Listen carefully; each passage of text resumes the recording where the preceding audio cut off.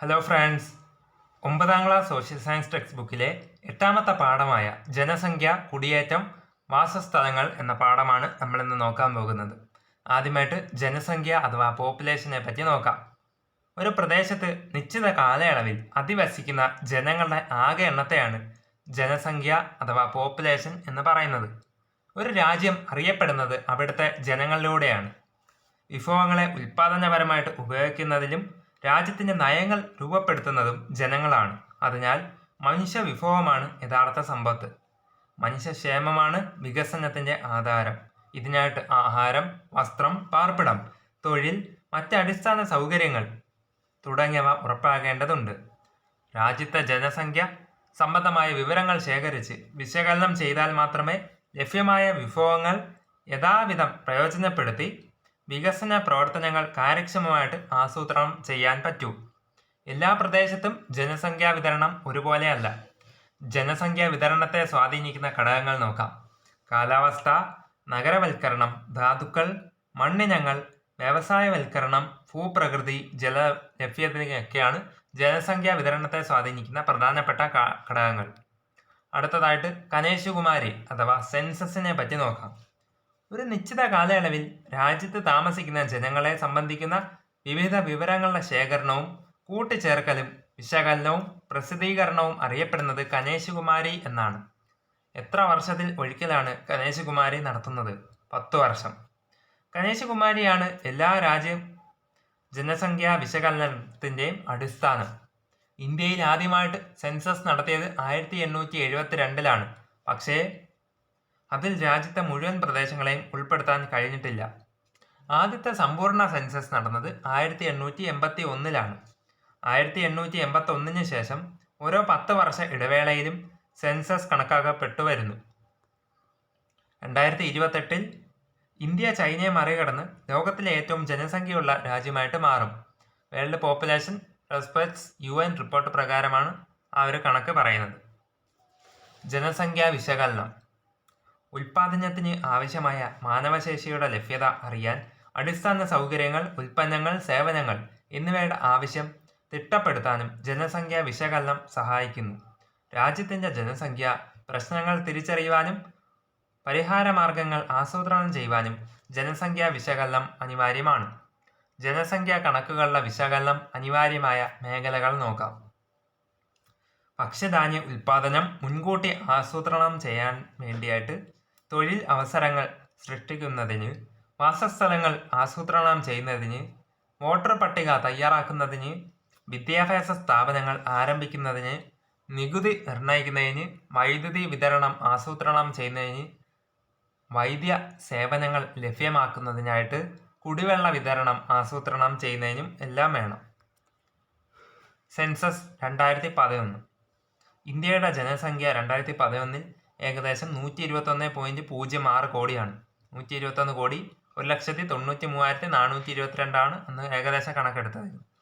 പുരുഷന്മാരുടെ ജനസംഖ്യ അതിൽ 62,37,24,248, സ്ത്രീകളുടെ ജനസംഖ്യ 58,64,64,174,174. ഇന്ത്യയുടെ ജനസാന്ദ്രത 382 ചതുരശ്ര കിലോമീറ്റർ. ദശാബ്ദ ജനസംഖ്യാ വളർച്ചാ നിരക്ക് 17.7%. സ്ത്രീ പുരുഷ അനുപാതം 943:1000. ഏറ്റവും കൂടുതൽ ജനസംഖ്യയുള്ള സംസ്ഥാനം ഉത്തർപ്രദേശാണ്. 199 ദശലക്ഷമുണ്ട്. ഏറ്റവും കുറഞ്ഞ ജനസംഖ്യയുള്ള സംസ്ഥാനം സിക്കിമാണ്. 6.07 ലക്ഷം മാത്രമേ ഉള്ളൂ. ദേശീയ ജനസംഖ്യാ നയം, നാഷണൽ പോപ്പുലേഷൻ പോളിസി, ജനസംഖ്യാ വളർച്ച നിയന്ത്രിക്കാനും അതുവഴി രാഷ്ട്രത്തിൻ്റെ സാമൂഹിക സാമ്പത്തിക പുരോഗതി ഉറപ്പുവരുത്തുന്നതിനുമായിട്ട് ആദ്യമായിട്ട് ഒരു ജനസംഖ്യാ നയത്തിന് രൂപം നൽകിയ വർഷം 1976-ആണ്. കുടുംബാസൂത്രണത്തിനും കുടുംബക്ഷേമത്തിനും ആവശ്യമായ നടപടികൾ ജനങ്ങളിലേക്ക് എത്തിക്കുകയാണ് ഇതിൻ്റെ സുപ്രധാനമായിട്ടുള്ള ലക്ഷ്യം. മുഴുവൻ പൗരന്മാർക്കും ആരോഗ്യവും വിദ്യാഭ്യാസവും മെച്ചപ്പെടുത്താൻ ആവശ്യമായ നടപടികൾ നമ്മുടെ ജനസംഖ്യാ നയത്തിൻ്റെ പ്രത്യേകതയാണ്. ദേശീയ ജനസംഖ്യാ നയത്തിൽ കാലാനുസൃതമായിട്ട് മാറ്റങ്ങൾ വരുത്തിയാണ് നടപ്പിലാക്കുന്നത്. ജനസംഖ്യാ വിതരണം ഇന്ത്യയിലെ ഒരു ചാർട്ടാണ് കാണിച്ചിരിക്കുന്നത്. ഉയർന്ന ജനസംഖ്യയുള്ള അതായത് 10 കോടിക്ക് മുകളിൽ ജനസംഖ്യയുള്ള സംസ്ഥാനമാണ് ഉത്തർപ്രദേശും ബീഹാറും മഹാരാഷ്ട്ര. 3 കോടിക്ക് മുകളിൽ ജനസംഖ്യയുള്ള സംസ്ഥാനങ്ങളാണ് പശ്ചിമ ബംഗാൾ, മധ്യപ്രദേശ്, തമിഴ്നാട്, കർണാടക, ഗുജറാത്ത്, രാജസ്ഥാൻ, ഒഡീഷ, ആന്ധ്രാപ്രദേശ്, തെലങ്കാന, കേരളം, ജാർഖണ്ഡും ആസാം. ജനസംഖ്യ തീരെ കുറഞ്ഞ സംസ്ഥാനമാണ് സിക്കിം, മണിപ്പൂർ, മേഘാലയ, അരുണാചൽ പ്രദേശ്, നാഗാലാൻഡ്, മിസോറാം, ത്രിപുര, ഹിമാചൽ പ്രദേശും ഗോവയും. ഉത്തരമഹാസമതല പ്രദേശങ്ങളിലെ ജനസംഖ്യ കേന്ദ്രീകരിക്കാനുള്ള കാരണങ്ങൾ: കൃഷിക്ക് യോഗ്യമായ മണ്ണും ജലലഭ്യതയും റോഡ്, റെയിൽ വ്യൂഹങ്ങളുടെ നിർമ്മാണത്തിന് അനുയോജ്യമായ നിരപ്പായ ഭൂപ്രകൃതിയൊക്കെയാണ് അതിന് പറയുന്നത്. അടുത്തതായിട്ട് ഉപദ്വീപീയ പീഠഭൂമിയിൽ താരതമ്യേന കുറഞ്ഞ ജനസംഖ്യ ഉളവാകാനുള്ള കാരണങ്ങൾ കൃഷിക്ക് അനുയോജ്യമായ സാഹചര്യങ്ങളുടെ കുറവും ചെന്നെത്താനുള്ള ബുദ്ധിമുട്ടും ഒക്കെയാണ്. എന്നാൽ ഉപദ്വീപീയ പീഠഭൂമിയിൽ ധാതുക്കളുടെ ഖനനം, ധാതു അധിഷ്ഠിത വ്യവസായങ്ങൾ തുടങ്ങിയ പ്രവർത്തനങ്ങൾ ചില പ്രദേശങ്ങളിൽ ഉയർന്ന ജനവാസ മേഖല ആക്കി മാറ്റുന്നു. ഗതാഗത വാർത്താവിനിമയ മേഖലകളിലെ പുരോഗതിക്കും ഇതിന് ആക്കം കൂട്ടുന്നു. അടുത്തതായിട്ട് ജനസാന്ദ്രത. ഇന്ത്യയുടെ ആകെ സ്ഥലവിസ്തൃതി 3.28 ദശലക്ഷം ചതുരശ്ര കിലോമീറ്റർ ആണ്. ലോകത്തിലെ ആകെ വിസ്തൃതിയുടെ എത്ര ശതമാനമാണ് ഇത്? 2.5% മാത്രമേ ഉള്ളൂ. ഇന്ത്യ ഉൾക്കൊള്ളുന്നത് ലോക ജനസംഖ്യയുടെ എത്ര ശതമാനമാണ്? 17.5%. ഇന്ത്യയുടെ ജനസാന്ദ്രത 382 ചതുരശ്ര കിലോമീറ്റർ ആണ്. ഓരോ ചതുരശ്ര കിലോമീറ്റർ പ്രദേശത്തുമുള്ള ശരാശരി ജനസംഖ്യയെ വിളിക്കുന്നത് ജനസാന്ദ്രത അഥവാ ഡെൻസിറ്റി ഓഫ് പോപ്പുലേഷൻ എന്നാണ്. ഒരു പ്രദേശത്തെ ജനസംഖ്യയെ ഭൂവിസ്തൃതി കൊണ്ട് ഹരിച്ചാൽ ലഭിക്കുന്നത് ജനസാന്ദ്രതയാണ്. ജനസാന്ദ്രത കണ്ടുപിടിക്കുന്നത് ജനസാന്ദ്രത = ആകെ ജനസംഖ്യ ബൈ ഭൂവിസ്തൃതി. ജനസാന്ദ്രതയിൽ ഒന്നാമതുള്ള സംസ്ഥാനം ബംഗ്ലാദേശാണ്. ഉള്ള രാജ്യമാണ് ബംഗ്ലാദേശ്. ജനസാന്ദ്രതയിൽ ഇന്ത്യയുടെ സ്ഥാനം 3. ജനസാന്ദ്രതയിൽ മുന്നിലുള്ള ഇന്ത്യൻ സംസ്ഥാനം ബീഹാറാണ്. 1102 ചതുരശ്ര കിലോമീറ്റർ ഉണ്ട്. ജനസാന്ദ്രതയിൽ ഏറ്റവും പിന്നിലുള്ള ഇന്ത്യൻ സംസ്ഥാനം അരുണാചൽ പ്രദേശ്. 17 ചതുരശ്ര കിലോമീറ്ററേ ഉള്ളൂ.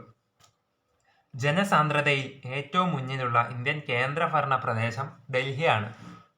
11,297 ചതുരശ്ര കിലോമീറ്റർ ഉണ്ട്. കേരളത്തിൻ്റെ ജനസാന്ദ്രത 859 ആണ്. ഇന്ത്യയിലെ ജനസാന്ദ്രതയുടെ അടിസ്ഥാനത്തിൽ കേരളത്തിൻ്റെ സ്ഥാനം 3. ജനസാന്ദ്രത. ഇന്ത്യയിലെ സംസ്ഥാനങ്ങൾ ജനസാന്ദ്രതയുടെ അടിസ്ഥാനത്തിൽ ഏതൊക്കെ വിഭാഗം എന്നൊക്കെ നോക്കാം. 100-ൽ താഴെ വരുന്ന വിഭാഗത്തെ വളരെ കുറഞ്ഞ ജനസാന്ദ്രത രേഖപ്പെടുത്തുന്ന സ്ഥലമാണ്. അങ്ങനെയുള്ള സംസ്ഥാനമാണ് അരുണാചൽ പ്രദേശും മിസോറാം, സിക്കിമും. 101 മുതൽ 250 വരെ കുറഞ്ഞ ജനസാന്ദ്രതയാണ് നാഗാലാൻഡ്, മണിപ്പൂർ, മേഘാലയ, ഛത്തീസ്ഗഡ്, മധ്യപ്രദേശ്, ഉത്തരാഖണ്ഡ്, ജമ്മു കാശ്മീർ, ഹിമാചൽ പ്രദേശൊക്കെ അതിനകത്ത് വരുന്നു. 250 മുതൽ 500 വരെ ആയപ്പോൾ മിതമായ ജനസാന്ദ്രതയാണ്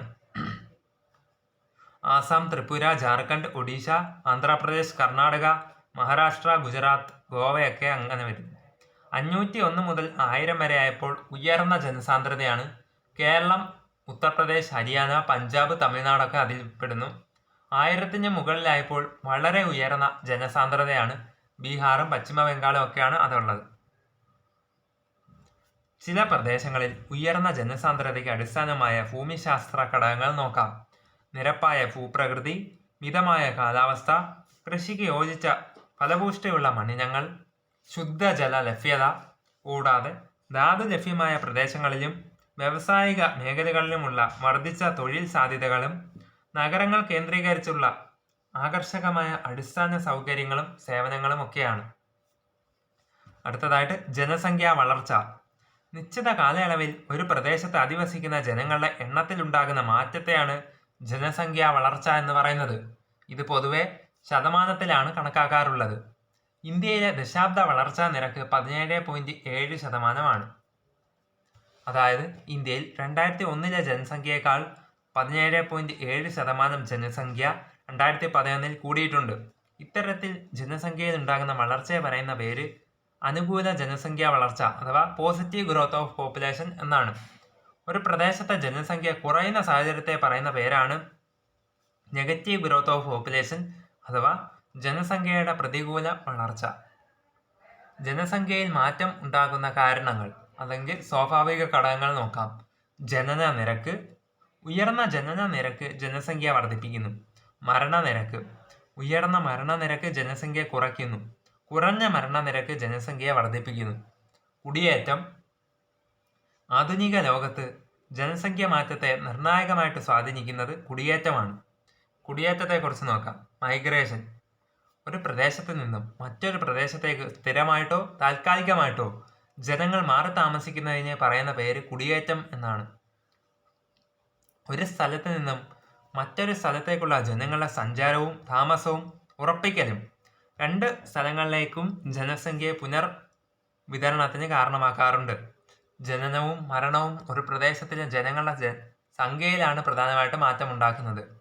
കുടിയേറ്റം സംഖ്യയിൽ മാത്രമല്ല, ജനങ്ങളുടെ സാമൂഹിക സാംസ്കാരിക സ്വഭാവത്തിലും സമൂലമായ മാറ്റങ്ങൾ ഉണ്ടാക്കുന്നു. സ്വന്തം ദേശം വിട്ട് മറ്റൊരു ദേശത്തേക്ക് സഞ്ചരിക്കുകയും അവിടെ താമസം ഉറപ്പിക്കുകയും ചെയ്യുന്നതിനെ പറയുന്നത് കുടിയേറ്റം എന്നാണ്. കുടിയേറ്റം രണ്ട് തരത്തിലുണ്ട്. രാജ്യാന്തര കുടിയേറ്റവും ആഭ്യന്തര കുടിയേറ്റം. രാജ്യാന്തരത്തിൽ വരുന്നതാണ് രാജ്യാന്തര ആഗമനം, രാജ്യാന്തര ഗമനവും. ആഭ്യന്തര കുടിയേറ്റത്തിൽ വരുന്നത് സംസ്ഥാനാന്തര കുടിയേറ്റം, സംസ്ഥാന ആഭ്യന്തര കുടിയേറ്റം. അതിനകത്ത് വരുന്നതാണ് ജില്ലാതല കുടിയേറ്റം, ജില്ലാ ആഭ്യന്തര കുടിയേറ്റവും. ജനസംഖ്യ ക്രമാതീതമായി ഉയരുന്നത് കൊണ്ട് ഉണ്ടാകുന്ന ദോഷങ്ങൾ നോക്കിയാൽ പട്ടിണി, ദാരിദ്ര്യം, തൊഴിൽ ഇല്ലായ്മ, വിഭവങ്ങളുടെ അമിതമായ ചൂഷണം രാജ്യ പുരോഗതിയെ പ്രതികൂലമായിട്ടും ബാധിക്കുന്നു. രാജ്യ അതിർത്തി കടന്നുള്ള കുടിയേറ്റങ്ങളെ പറയുന്നത് രാജ്യാന്തര കുടിയേറ്റം അഥവാ ഇന്റർനാഷണൽ മൈഗ്രേഷൻ എന്നാണ്. ഒരു രാജ്യത്ത് നിന്നും മറ്റൊരു രാജ്യത്തേക്ക് കുടിയേറുന്നതിനെ പറയുന്നത് അന്തർദേശീയ കുടിയേറ്റം അഥവാ ഇന്റർനാഷണൽ മൈഗ്രേഷൻ എന്നാണ്. ഒരു രാജ്യത്തേക്ക് ജനങ്ങൾ വന്നു ചേരുന്നതിനെ പറയുന്നത് ഇമിഗ്രേഷൻ, രാജ്യാന്തര ആഗമനം എന്നാണ്. രാജ്യത്തേക്ക് വന്നു ചേരുന്ന ആളുകളെ വിളിക്കുന്നത് ഇമിഗ്രന്റ് എന്നാണ്. ഒരു രാജ്യം വിട്ട് മറ്റൊരു രാജ്യത്തിലേക്ക് കുടിയേറുന്നതിനെ പറയുന്നത് രാജ്യാന്തര ഗമനം അഥവാ എമിഗ്രേഷൻ എന്നാണ്. രാജ്യം വിട്ട് പുറത്തു പോകുന്ന ആളെ വിളിക്കുന്നത് എമിഗ്രന്റ് എന്നുമാണ്. രാജ്യാതിർത്തിക്കുള്ളിൽ തന്നെ ഉള്ള കുടിയേറ്റങ്ങളെ അറിയപ്പെടുന്നത് ആഭ്യന്തര കുടിയേറ്റങ്ങൾ അഥവാ ഇന്റേണൽ മൈഗ്രേഷൻ എന്നാണ്. ആഭ്യന്തര കുടിയേറ്റങ്ങളുടെ പ്രധാനപ്പെട്ട കാരണം തൊഴിൽ ആണ്. രാജ്യത്ത് മെച്ചപ്പെട്ട തൊഴിലും വേതനവും ലഭിക്കുന്ന ഇടങ്ങളിലേക്ക് ജനങ്ങൾ കുടിയേറുന്നു. ഉദാഹരണം, കേരളത്തിലെ നിർമ്മാണ മേഖലയിൽ ജോലി ചെയ്യുന്ന ഉത്തരേന്ത്യൻ തൊഴിലാളികളാണ്. രാജ്യത്തിന് അകത്തുള്ള ഒരു സംസ്ഥാനത്ത് നിന്നും മറ്റൊരു സംസ്ഥാനത്തേക്ക് നടക്കുന്ന കുടിയേറ്റങ്ങളെ അറിയപ്പെടുന്നത് സംസ്ഥാനാന്തര കുടിയേറ്റങ്ങൾ അഥവാ ഇന്റർ സ്റ്റേറ്റ് മൈഗ്രേഷൻ എന്നാണ്. സംസ്ഥാനങ്ങൾക്കുള്ളിൽ ജനങ്ങൾ വിവിധ കാരണങ്ങളാൽ മാറി താമസിക്കുന്നതിന് പറയുന്നത് സംസ്ഥാന ആഭ്യന്തര കുടിയേറ്റം അഥവാ ഇൻട്രാ സ്റ്റേറ്റ് മൈഗ്രേഷൻ എന്നാണ്. ജില്ലാ അതിർത്തി കടന്നുള്ള കുടിയേറ്റങ്ങൾ അറിയപ്പെടുന്നത് ജില്ലാന്തര കുടിയേറ്റം അഥവാ ഇന്റർ ഡിസ്ട്രിക്ട് മൈഗ്രേഷൻ എന്നാണ്. ഉദാഹരണം, 20-ാം നൂറ്റാണ്ടിൽ ആദ്യ പകുതിയിൽ മധ്യ തിരുവിതാംകൂറിൽ നിന്നും മലബാറിലേക്കുണ്ടായ വൻതോതിലുള്ള കർഷക കുടിയേറ്റങ്ങളാണ്.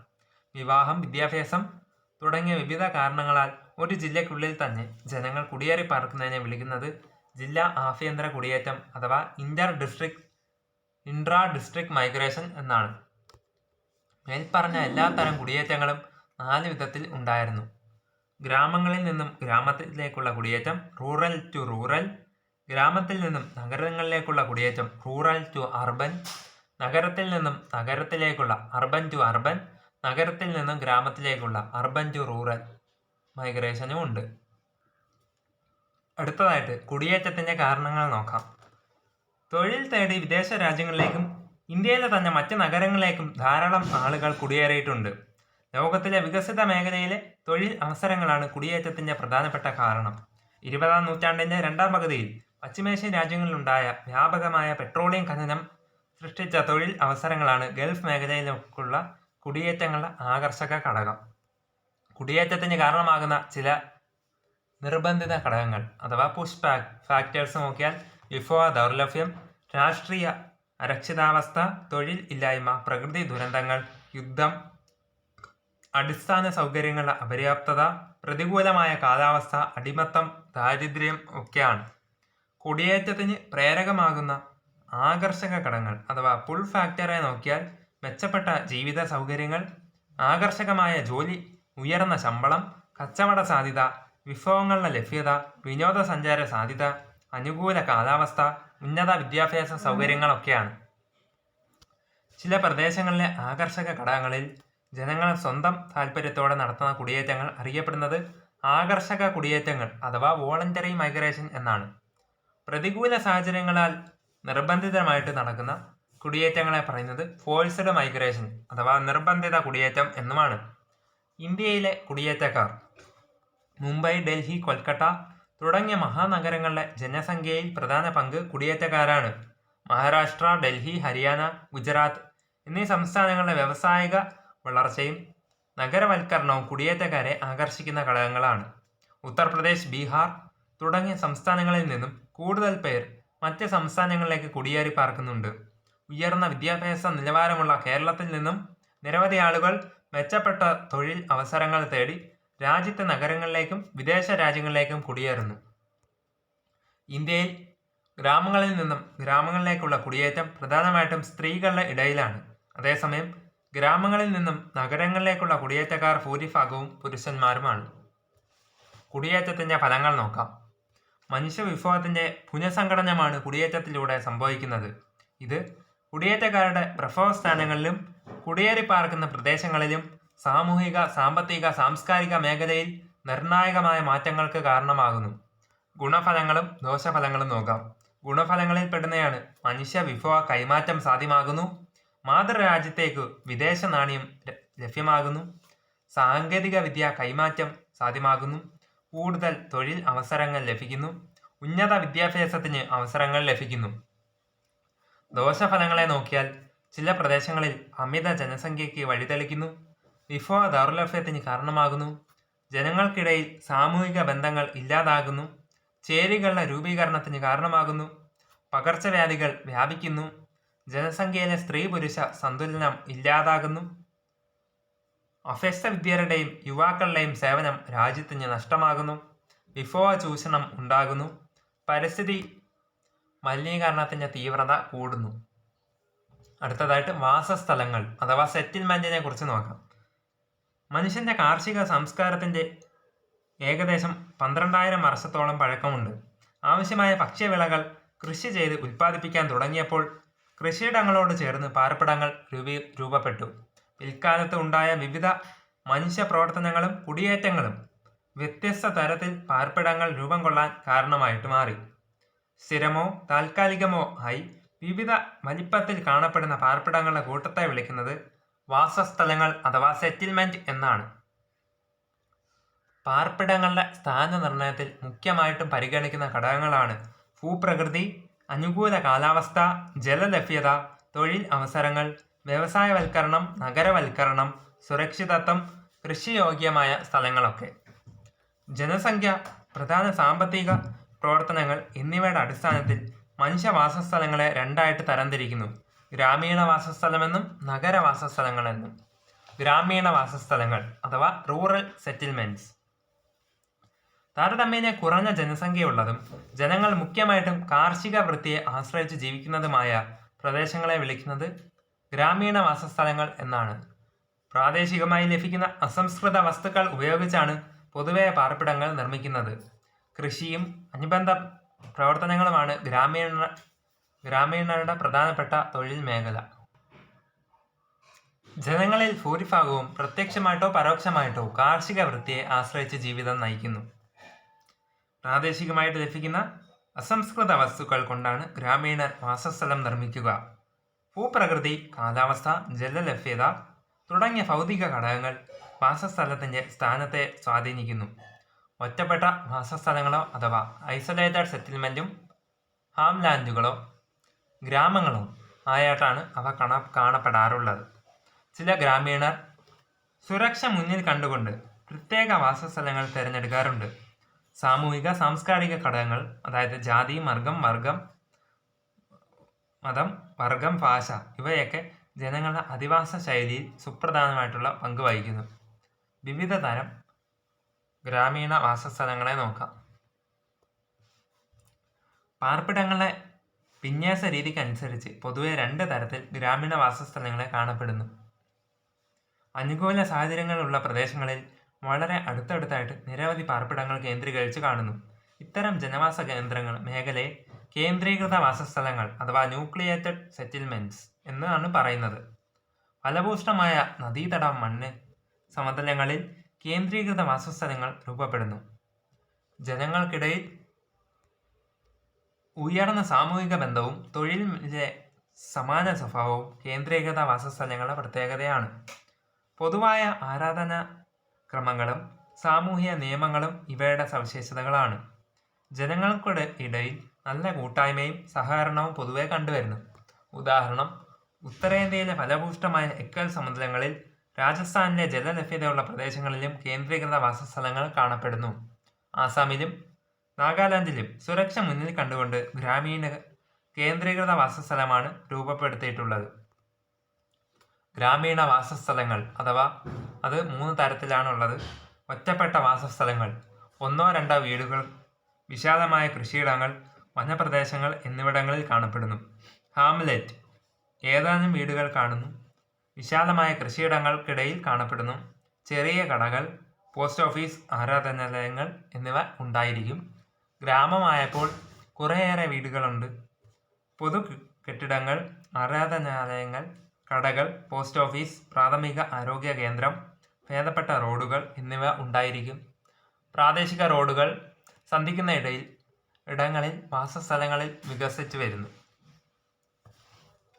പാർപ്പിടങ്ങൾ പരസ്പരം അകന്ന് സ്ഥിതി ചെയ്യുന്ന ജനവാസ മേഖലയെ വിസരിത വാസസ്ഥലം അഥവാ ഡിസ്പേഴ്സ്ഡ് സെറ്റിൽമെന്റ് എന്ന് പറയുന്നു.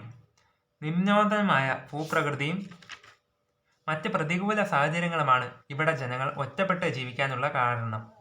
ആരാധനാലയങ്ങൾ, കമ്പോളങ്ങൾ തുടങ്ങിയവ സാംസ്കാരിക സവിശേഷതകൾ ഇവിടെ ജനങ്ങളെ പരസ്പരം കൂട്ടി ഇണക്കുന്നു. ഉദാഹരണം, ഹിമാചൽ പ്രദേശ്, ഉത്തരാഖണ്ഡ്, വടക്ക് കിഴക്കൻ സംസ്ഥാനങ്ങൾ എന്നിവിടങ്ങളിൽ വിസരിത വാസസ്ഥലങ്ങളാണ് ഭൂരിഭാഗവും ഉള്ളത്. മേൽ സൂചിപ്പിച്ചവയിൽ നിന്നും വ്യത്യസ്തമായിട്ട് വീടുകൾ പൂർണ്ണമായിട്ടും കേന്ദ്രീകൃതമോ വിസരിതമോ അല്ലാത്ത ചില പ്രദേശങ്ങളും ഇത്തരം വാസസ്ഥലങ്ങൾ അറിയപ്പെടുന്ന പേര് അർദ്ധ കേന്ദ്രീകൃത വാസസ്ഥലങ്ങൾ അഥവാ സെമി ക്ലസ്റ്റേർഡ് സെറ്റിൽമെന്റ് എന്നാണ്. ഉയർന്ന ജനസംഖ്യ, സ്ഥലപരിമിതി എന്നിവ കാരണം കേരളത്തിൽ ഗ്രാമീണ വാസസ്ഥലങ്ങളെ വേർതിരിച്ച് കാണാൻ സാധിക്കില്ല. ഗ്രാമീണ വാസസ്ഥല മാതൃകകൾ. ഒരു കൂട്ടം വാസസ്ഥലങ്ങളെ വിമാനത്തിൽ നിന്നോ ഉയർന്നു നിൽക്കുന്ന ഒരു കുന്നിൻ പുറത്തോ നിന്നോ വീക്ഷിക്കുമ്പോൾ വീടുകളെ ഒന്നൊന്നായിട്ട് കാണുന്നതിന് പകരം അവയെല്ലാം ചേർന്ന് ഒരു പ്രത്യേക രൂപത്തിൽ പാറ്റേണിൽ സൃഷ്ടിക്കുന്നതായിട്ട് നമുക്ക് കാണാം. യാത്രാ സൗകര്യം, ജലലഭ്യത തുടങ്ങിയ അനുകൂല ഘടകങ്ങളെ അടിസ്ഥാനത്തിൽ കേന്ദ്രീകൃത വാസസ്ഥലങ്ങൾ വ്യത്യസ്ത ആകൃതിയിൽ പ്രാപിക്കുന്നു. ഉദാഹരണം, രേഖീയ മാതൃക ലീനിയർ പാറ്റേൺ, രണ്ടാമതായിട്ട് വൃത്താകാര മാതൃക സർക്കുലർ പാറ്റേൺ, നക്ഷത്ര മാതൃക സ്റ്റാർ പാറ്റേൺ, ത്രികോണ മാതൃക ട്രയാങ്കിൾ പാറ്റേൺ. നഗരവാസസ്ഥലങ്ങൾ അഥവാ അർബൻ സെറ്റിൽമെന്റ്സ്. ഉയർന്ന ജനസംഖ്യ ഉള്ളതും ജനങ്ങൾ മുഖ്യമായിട്ടും കാർഷികേതര മേഖലയിൽ ആശ്രയിച്ച് ജീവിക്കുന്നതുമായ പാർപ്പിട സമുച്ചയങ്ങളെ വിളിക്കുന്നത് നഗരവാസസ്ഥലങ്ങൾ എന്നുമാണ്. നഗരവാസസ്ഥലങ്ങളെ പൊതുവെ കേന്ദ്രീകൃത വാസസ്ഥലങ്ങളാണ്. വാണിജ്യ വ്യവസായങ്ങളും വ്യത്യസ്തങ്ങളായ സേവന മേഖലകളുമാണ് നഗരങ്ങളുടെ മുഖമുദ്ര. ഗ്രാമീണ മേഖലയിൽ നിന്നും തികച്ചും വ്യത്യസ്തമായ സാമ്പത്തിക സാംസ്കാരിക സാഹചര്യങ്ങളെയാണ് നഗരവാസസ്ഥലങ്ങളിൽ പെട്ടത്. ഗ്രാമീണ കാർഷിക സമ്പദ് വ്യവസ്ഥയിൽ നിന്നും നഗര കേന്ദ്രീകൃതമായ വ്യവസായിക സേവന മേഖലയിലേക്കുള്ള ജനസംഖ്യാ മാറ്റത്തെ വിശേഷിപ്പിക്കുന്നത് നഗരവൽക്കരണം അഥവാ അർബനൈസേഷൻ എന്നാണ്. രേഖീയ മാതൃക ലീനിയർ പാറ്റേണിനെ പറ്റി നോക്കിയാൽ റോഡ്, നദി, തീരദേശ അല്ലെങ്കിൽ തീരരേഖ എന്നിവയ്ക്ക് സമാന്തരമായിട്ട് വികസിച്ചു വരുന്ന വാസസ്ഥല മാതൃകയാണ് ലീനിയർ പാറ്റേൺ എന്ന് പറയുന്നത്. വൃത്താകാര മാതൃകയായപ്പോൾ ജലാശയങ്ങൾ, മേച്ചിൽപ്പുറങ്ങൾ, ആരാധന ആലയങ്ങൾ തുടങ്ങിയ സവിശേഷതകളായ ചുറ്റി രൂപം കൊള്ളുന്ന വാസസ്ഥല മാതൃക. ത്രികോണ മാതൃക റോഡുകളോ റെയിലുകളോ നദികളോ പരസ്പരം കന്ദിക്കുമ്പോൾ അവയ്ക്കിടയിലുള്ള സ്ഥലത്ത് രൂപപ്പെടുന്ന വാസസ്ഥലങ്ങളാണ് ട്രയാങ്കുലാർ പാറ്റേൺ സ്വീകരിക്കുന്നത്.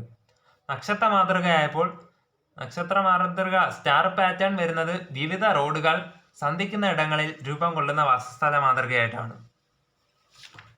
ഇന്ത്യ ഉൾപ്പെടെയുള്ള വികസ്വര രാജ്യങ്ങളിലാണ് നഗരവൽക്കരണം അതിവേഗത്തിൽ വർദ്ധിച്ചു വരുന്നത്. ഗ്രാമങ്ങളിൽ നിന്നും നഗരങ്ങളിലേക്കുള്ള കുടിയേറ്റം നഗരങ്ങളെ ജനസംഖ്യ വിസ്ഫോടനത്തിലേക്കാണ് നയിക്കുന്നത്. മുംബൈ, കൊൽക്കത്ത, ഡൽഹി എന്നീ മഹാനഗരങ്ങളിൽ അവയ്ക്ക് ഉൾക്കൊള്ളാൻ പറ്റുന്നതിലും കൂടുതൽ ജനങ്ങളെ അധിവസിക്കുന്നത്. നഗരവൽക്കരണത്തിലൂടെ നഗര ജനസംഖ്യ അഥവാ അർബൻ പോപ്പുലേഷൻ എക്കാലവും വർദ്ധിച്ചു വരുന്നു. 2011 സെൻസസ് പ്രകാരം ഇന്ത്യയിലെ നഗര ജനസംഖ്യ 31.16%. ഇന്ത്യയിലെ വിവിധ സംസ്ഥാനങ്ങളിൽ നഗര ജനസംഖ്യക്ക് അനുപാതത്തിൽ വ്യത്യാസം നിലനിൽക്കുന്നു. 2011 സെൻസസ് പ്രകാരം ഇന്ത്യയിലെ നഗര ജനസംഖ്യയിൽ മുന്നിൽ നിൽക്കുന്ന സംസ്ഥാനം ഗോവയാണ്. 62.17% ഉണ്ട്. 2011 സെൻസസ് പ്രകാരം നഗര ജനസംഖ്യയിൽ ഏറ്റവും പിന്നിൽ നിൽക്കുന്ന സംസ്ഥാനം ഹിമാചൽ പ്രദേശാണ്. 10.04% മാത്രമാണ് ഉള്ളത്. 2011 സെൻസസ് പ്രകാരം കേരളത്തിലെ നഗര ജനസംഖ്യ 47.72%. ദേശീയ തലസ്ഥാനമായിട്ടുള്ള ഡൽഹിയിലെ നഗര ജനസംഖ്യ 97.50%. കേന്ദ്രഭരണ പ്രദേശങ്ങളിൽ പൊതുവെ ഉയർന്ന നഗര ജനസംഖ്യയാണ് ഉള്ളത്. ഇന്ത്യയിൽ ഒരു വാസസ്ഥലത്തിന് നഗര പദവി നൽകുന്നതിനുള്ള മാനദണ്ഡം ജനസംഖ്യ 5000-ൽ കൂടുതൽ, ജനസാന്ദ്രത ചതുരശ്ര കിലോമീറ്ററിൽ 400-ൽ അധികം പേര് കാണണം, 75%-ലധികം പേർ കാർഷികേതര പ്രവർത്തനങ്ങളിൽ ഏർപ്പെട്ടിരിക്കണം, കൂടാതെ മുനിസിപ്പാലിറ്റികൾ, കോർപ്പറേഷനുകൾ തുടങ്ങി നഗരഭരണ കേന്ദ്രങ്ങളെയും സൈനിക പാളയങ്ങളും മേൽപ്പറഞ്ഞ മാനദണ്ഡത്തിന് പരിഗണിക്കാതെ തന്നെ നഗരമായിട്ട് കണക്കാക്കുന്നു. നഗരങ്ങളുടെ വർഗീകരണം ജനസംഖ്യയുടെ അടിസ്ഥാനത്തിൽ നോക്കാം. ഇന്ത്യയിലെ നഗരങ്ങളെ ജനസംഖ്യയുടെ അടിസ്ഥാനത്തിൽ എത്രയായിട്ട് തരിച്ചിരിക്കുന്നു? 6 ആയിട്ട്. ക്ലാസ് 1 നഗരത്തിൽ 1,00,000-ൽ കൂടുതൽ ആളാണ്. ക്ലാസ് 2 നഗരത്തിൽ 50,000 തൊട്ട് 1,00,000 വരെയാണ് ജനസംഖ്യ ഉള്ളത്. ക്ലാസ് 3 നഗരം 20,000, 50,000 പോപ്പുലേഷൻ ഉണ്ട്. ക്ലാസ് 4-ൽ 10,000, 20,000 വരെ. ക്ലാസ് 5-ൽ 5,000 തൊട്ട് 10,000 വരെ ആൾക്കാർ തിങ്ങിപ്പാർക്കുന്നു. ക്ലാസ് 6-നകത്ത് വരുന്നത് 5,000-ൽ താഴെ ആൾക്കാർ താമസിക്കുന്ന സ്ഥലങ്ങളെയാണ്. വലിപ്പത്തിൻ്റെ അടിസ്ഥാനത്തിൽ പട്ടണം ടൗൺ എന്ന് പറഞ്ഞാൽ 1,00,000-ൽ താഴെ ജനസംഖ്യയുള്ള ചെറിയ നഗരപ്രദേശങ്ങളാണ്. നഗരം സിറ്റി 1,00,000-ൽ അധികവും 10,00,000-ൽ താഴെയും ജനസംഖ്യയുള്ള നഗരങ്ങളെയാണ് സിറ്റി എന്ന് പറയുന്നത്. മെഗാനഗരം മെഗാ സിറ്റി അനേകം നഗരങ്ങൾ ചേർന്ന് രൂപം കൊള്ളുന്ന 50,00,000-ലധികം ജനസംഖ്യയുള്ള നഗര സമുച്ചയത്തെയാണ് മെഗാ സിറ്റി എന്ന് പറയുന്നത്. മെട്രോപൊളിറ്റൻ നഗരം മെട്രോപൊളിറ്റൻ ടൗൺ 10,00,000-ൽ അധികം ജനസംഖ്യയുള്ള വൻ നഗരങ്ങളെയാണ് മെട്രോപൊളിറ്റൻ ടൗൺ എന്ന് പറയുന്നത്. നൽകുന്ന സേവനങ്ങളെ അടിസ്ഥാനമാക്കി നഗരങ്ങളെ അവ നൽകുന്ന പ്രധാന സേവനങ്ങളുടെ അടിസ്ഥാനത്തിലും തരംതിരിക്കാം. ഓരോ നഗരത്തിനും അവയുടേതായ സ്വാധീന മേഖലകൾ ഉണ്ട്. നഗരം പ്രദാനം ചെയ്യുന്ന വിവിധ തരം സേവനങ്ങളിലൂടെയാണ് ഇത്തരം സ്വാധീന മേഖലകളെ അതിനോട് ആകർഷിച്ച് കൂടെ നിർത്തുന്നത്. ഉദ്ദേശിച്ച സേവനം ഒരു നഗരത്തിൽ നിന്നും ലഭ്യമാകാതെ വരുമ്പോൾ ജനങ്ങൾ മറ്റൊരു നഗരത്തിലേക്ക് നീങ്ങുന്നു. അതുകൊണ്ട് തന്നെ വിവിധ തരം സേവനങ്ങളാണ് നഗരത്തിൻ്റെ നിലനിൽപ്പിനും വളർച്ചയ്ക്കും ഹേതുവായിട്ട് വരുന്നത്.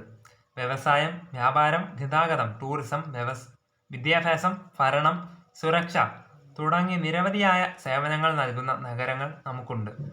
അതേസമയം ചില പ്രത്യേക സേവനങ്ങളിൽ ശ്രദ്ധ ചെലുത്തുന്ന സ്പെഷ്യലൈസ്ഡ് ഫങ്ഷനിങ് നഗരങ്ങളും ഉണ്ട്. ഉദാഹരണം ജംഷഡ്പൂർ നഗരം. വ്യവസായമാണ് ഈ നഗരത്തിൻ്റെ പ്രധാനപ്പെട്ട സേവനം. നഗരങ്ങളെ അവ നൽകുന്ന സുപ്രധാന സേവനത്തിൻ്റെ അഥവാ ഡോമിനന്റ് ഫങ്ഷന്റെ അടിസ്ഥാനത്തിൽ വർഗീകരിക്കാം. നഗരങ്ങൾ നേരിടുന്ന പ്രശ്നങ്ങൾ നോക്കാം. ഗ്രാമങ്ങളിൽ നിന്നും നഗരങ്ങളിലേക്കുള്ള കുടിയേറ്റം 10 മടങ്ങായിട്ട് വർദ്ധിച്ചിരിക്കുന്നു. വലിയ നഗരങ്ങളിലേക്കെല്ലാം അവയ്ക്ക് ഉൾക്കൊള്ളാൻ പറ്റുന്നതിലും കൂടുതൽ ജനങ്ങളെയാണ് അധിവസിക്കുന്നത്. നഗരവൽക്കരണം പല പ്രശ്നങ്ങളും ഉണ്ടാക്കുന്നു. നഗരവൽക്കരണം മൂലമുണ്ടാകുന്ന പ്രശ്നങ്ങളാണ് ചേരികൾ, ഗതാഗത പ്രശ്നങ്ങൾ, മലിനീകരണം, ഭവനരഹിതരുടെ പ്രശ്നങ്ങൾ, ജലക്ഷാമം, പകർച്ചവ്യാധികളും ഒക്കെ. ഇന്ത്യ ഉൾപ്പെടെയുള്ള വികസ്വര രാജ്യങ്ങളിൽ നഗരവൽക്കരണം അതിവേഗത്തിൽ വർദ്ധിച്ചു വരുന്നു. സേവനം. ഇന്ത്യൻ നഗരങ്ങൾ. ഇന്ത്യയിലെ ഭരണ നഗരങ്ങളാണ് ഡൽഹി, ഭോപ്പാൽ, ലക്നൗ, ഗാന്ധിനഗർ, ഇംഫാൽ, ശ്രീനഗർ, തിരുവനന്തപുരം, ചെന്നൈ. വ്യവസായ നഗരങ്ങളായി പ്രധാനപ്പെട്ടതാണ് ജംഷഡ്പൂർ, ഹൂഗ്ലി, ഭിലായ്, കോയമ്പത്തൂർ, മുംബൈ, അഹമ്മദാബാദ്, ബൊക്കാറോ തുടങ്ങിയ സ്ഥലങ്ങൾ. ഇന്ത്യയിലെ ഗതാഗത നഗരങ്ങളാണ് വിശാഖപട്ടണം, കാണ്ഡല, ആഗ്ര, ഇറ്റാർസി. ഖനന നഗരങ്ങൾ റാണിഗഞ്ച്, ജാറിയ, ദിഗ്ബോയിയുമാണ്. വാണിജ്യ നഗരങ്ങളാണ് കൊൽക്കത്ത, അഹമ്മദാബാദ്, ചെന്നൈ, ബാംഗ്ലൂർ. സുരക്ഷാ നഗരങ്ങൾ അഥവാ കണ്ടോൺമെന്റാണ് അംബാല, ജലന്ധർ, മീററ്റ്, ഉധംപൂറും. വിദ്യാഭ്യാസ നഗരങ്ങളാണ് റൂർക്കി, അലിഗഡ്, വാരണാസി, ഖരഗ്പൂറും. മത സാംസ്കാരിക നഗരങ്ങളാണ് അമൃത്സർ, മധുര, പൂരി, അജ്മീർ, തിരുപ്പതി, ഹരിദ്വാർ, അയോധ്യ, വാരണാസി. അടുത്തതായിട്ട് സുഖവാസ കേന്ദ്രങ്ങളിൽ പെടുന്നതാണ് മസൂറി, നൈനിറ്റാൽ, സിംല, ഊട്ടി, കൊടൈക്കനാൽ തുടങ്ങിയ സ്ഥലങ്ങളും. സോ ഫ്രണ്ട്സ്, ഇതോടുകൂടി നമ്മുടെ 8ാമത്തെ പാഠമായ ജനസംഖ്യ, കുടിയേറ്റം, വാസസ്ഥലങ്ങൾ എന്ന ഈ ഒരു പാഠം ഇവിടെ പൂർത്തീകരിക്കുന്നു. നിങ്ങൾക്ക് ഈ വീഡിയോ ഇഷ്ടപ്പെട്ടെങ്കിൽ ലൈക്ക് ചെയ്യുക. നിങ്ങളുടെ അഭിപ്രായങ്ങളും നിർദ്ദേശങ്ങളും ഒക്കെ ഉണ്ടെങ്കിൽ കമൻ്റ് ആയിട്ട് രേഖപ്പെടുത്തുക. നിങ്ങൾ ഇതുവരെയും നമ്മുടെ ചാനൽ സബ്സ്ക്രൈബ് ചെയ്തിട്ടില്ലെങ്കിൽ ഇപ്പോൾ തന്നെ സബ്സ്ക്രൈബ് ചെയ്ത് ബെൽ ബട്ടൺ കൂടി ഓൺ ചെയ്തിട്ട് തുടർന്ന് വരുന്ന വീഡിയോസിനായിട്ട് കാത്തിരിക്കുക. ഏവർക്കും നന്ദി, നമസ്കാരം.